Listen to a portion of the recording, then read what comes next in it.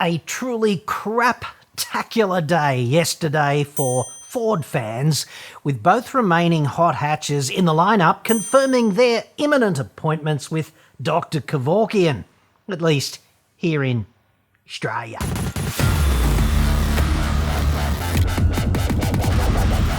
I'm John Cadogan from AutoExpert.com.au, and I get new cars cheap.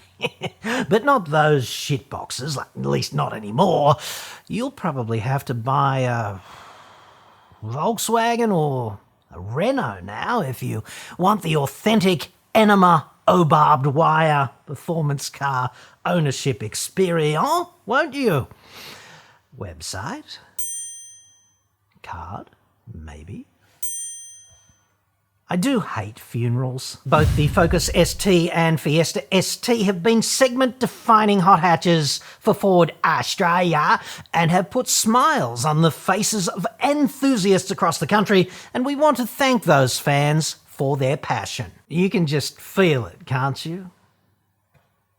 I know I can. He is faking us out. But with these semiconductor-related supply shortages and our focus on emerging areas of growth, we've made the difficult decision to call time on these iconic hot hatches in Australia.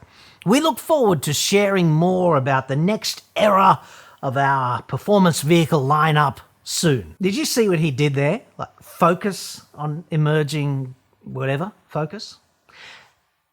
This is the kind of thing that passes itself off as clever in automotive PR. Notice how there was not even a moment of silence before getting out the lube, applying it liberally, and stroking hard on how impossibly excellent the future is gonna be. Kids, Daddy fell off the roof earlier. But that's okay. I've always had quite a thing for the milkman. Andrew Burkich there. Not with the milkman, dude. That was just for context. Big Burke, he's the president of Ford Shitsville and the CEO. They're huge jobs, both of them. Huge. I don't know how he copes. Senior shit sandwich whisperer, or Triple SW as he's probably, never known, inside the Ford Australia boardroom. As you doubtless recall, Ford Shitsville has already boned the non-ST Fiestas and Foci.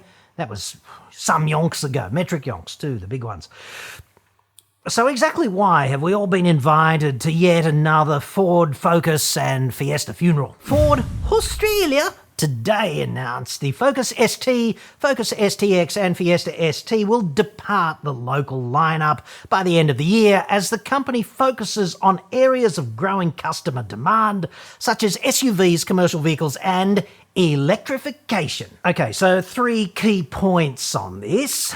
Without the Ranger, Ford Australia would already have moved its head office to the Mariana Trench, right next to Holden. And they've already reserved space for Honda down there, as I understand it.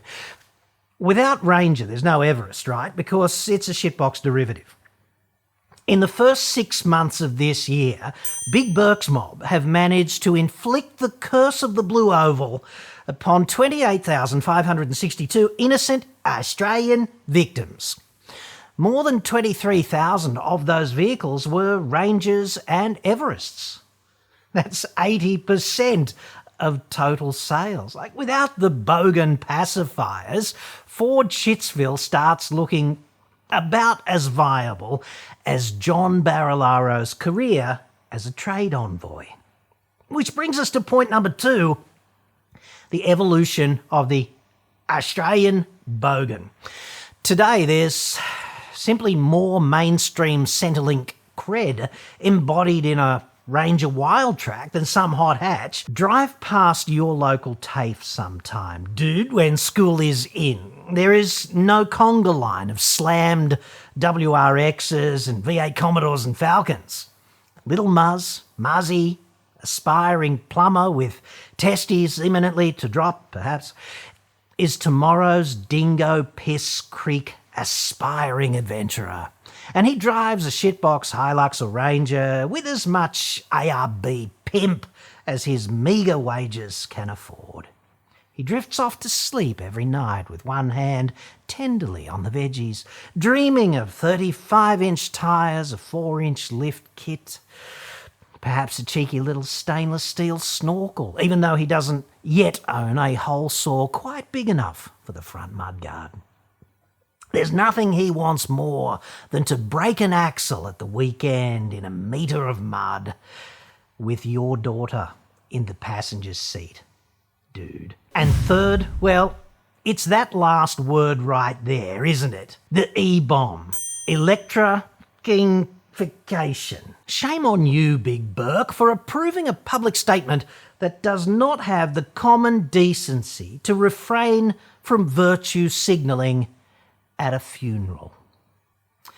It is abundantly apparent to those of us with an IQ above the room temperature in degrees C, so pretty much everyone except politicians and car company executives, that Ford Shitsville's future is leveraged heavily on fitting the biggest, most fuck-off capacity internal combustion engines it can in its most philosophically antiquated, bogan-friendly CO2-belching shitboxes, New Ranger and Everest.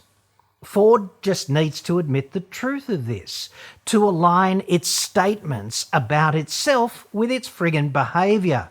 Ford's viability into 2023 and beyond in Australia is built on a foundation of selling the maximum number of least environmentally friendly vehicles to the segment of society least disposed to giving a shit about climate change. There's nothing illegal about that, but it is nauseating, at least to me, to see them attempt to get their lips around electrification when in fact they're even worse than Toyota at emitting CO2 and attempting to cloak the whole pornographic enterprise in the language of environmental virtue. I therefore challenge Big Burke of Ford Australia, the shit sandwich whisperer himself, dude, send me a calendar invite. On behalf of society, I would dearly like to know the exact date when the first all-electric Ranger towing a 3.5-tonne acoustically transparent aluminium chitoir, when's that going to darken the shores of Dingo Piss Creek exactly? And pray tell, when it gets there, will the bogan faithful be overcome with orgasmic environmental joy, or will they burn this travesty to the ground for its heretical desecration of a deeply sacred site and then, you know, number one all over its smouldering corpse? Let me know the most likely outcome in the comments below, would you? Especially if you've ever been to the Summer Nats. And now, this emotionally uplifting A-grade item of auto expert support, some would say love, from you in the audience, most probably a Ranger owner. Wow! I've never seen a more off-point weirdo rant on YouTube, lol. Stop saying dude. Dude, it's creepy and you are not cool and you never were. Well, maybe you were once, but I don't have the time or patience to look at your previous stuff. Have a look at why you are so far down in the search results. Because many people do real short and non-time wasting, hands-on, straight to the point, far more informative reviews. Lots of people. And lose the camo. It's a bit too Ivan Milat. Get back to reality or disappear, buddy. It's a brutal and competitive world out there. You will soon be very irrelevant. Goodness me, what a painful reality check. As the dentist said, apocryphally, with a demolition hammer jammed halfway down some poor sap's friggin' pie hole, dude, did I hit a nerve? Viking overlord there. That's a hell of a big job too. It's very hard keeping all the hordes on the same page, I know. Those Vikings historically only ever kind of temporarily united, except in Valhalla with Odin. obviously pissed off their heads. Not too many Viking overlords would therefore have time in their busy schedules of horde unification to offer their expert executive producer-esque advice, I suspect. So thank you sincerely, Mr. Overlord. On reflection, however, it does seem to me that he might be looking into the glass teat just a little too often and seeing his own self-loathing projected right back at him. And what's wrong with Ivan Milat, dude? Why single him out? Has he not suffered enough, I ask you? It just seems unfair, especially as Mr. Milat can no longer defend himself, obviously. If you're an aspiring YouTuber, right, my strong advice to you is this. The comments universe is a cesspit of Viking overlords, sprawled on their sweat-stained couches in their basements, in their underwear, which they've been wearing all week, with all of their friends, i.e. alone again, still, channeling their own inadequacy back to the world via Wi-Fi.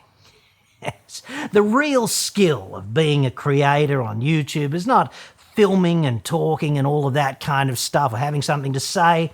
It's learning how to be the giver of absolutely zero fucks when confronted by propositions such as this. Not just pretending it or saying it defensively, not deploying a zero fucks statement to defend a fragile set of feelings or something, actually becoming a Jedi master of Golf, Zulu, friggin' Foxtrot. It is so impossibly liberating when you manage it, though. Just channel your inner sociopath dude, YouTube creator type. I say that like it's a bad thing. It's not. If you are something of a Viking overlord yourself, please don't take it out on some vulnerable creator whose work is, little more than a desperate cry for acceptance in a harsh world. Let me have it, dude. Full throttle. I dig that shit. Put the volume on 13. Use both thumbs on the keyboard. Hammer away. I promise not to give a single fuck. To today's particular Viking overlord, I say thank you, sincerely, on behalf of the algorithm, for being such an engaged viewer, for taking the time selflessly to promote my impossibly classy and intellectually highbrow show by demonstrating your abject enthusiasm for it to YouTube's multi-billion-dollar AI. In a sense, you've been working for me for free. Thank you so very much. And, Mr. Overlord, in closing, please also keep up the awesome work you are doing in your chosen area of highly specialized expertise, i.e. being nobody.